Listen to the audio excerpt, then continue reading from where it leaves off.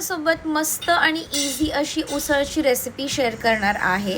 So हे जे हिरवे मूग इथे आहेत ना, ते मी रात्रभर ठेवले होते आणि दुसऱ्या दिवशीसुद्धा अर्धा दिवस अशाने छान असे लांब लांब मोड येतात आणि भाजी सुंदर लागते. अजून आता देऊयात फोडणी. तेलामध्ये 1 चमचा इतकं जिरं घालायचं आहे, लसूण घालायचे ठेचलेली न सोलता ते पण, कारण ह्याच्याने फ्लेवर खूप मस्त येईल.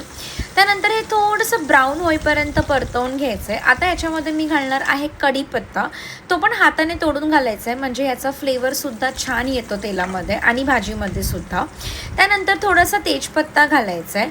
आता बारीक चिरलेला कांदा आणि टोमॅटोची फोडणी द्यायची आहे. ह्याच्यामध्ये मी थोडंसं हिंग आणि मीठ घातलं आहे, म्हणजे कांदा टोमॅटो आहे तो पटकन शिजेल किंवा तो सॉफ्ट पटकन होतो. आता स्टार इन्ग्रेडियंट म्हणजे आपलं वाटण. मी ह्याची रेसिपी रिसेंटलीच पोस्ट केली आहे, सो तुम्ही ती माझ्या फीडमध्ये चेक करू शकता. वाटण जेवढं हवं आहे तेवढं ॲड करा. ते सुद्धा 2 मिनटं परतवून घ्यायचं आहे.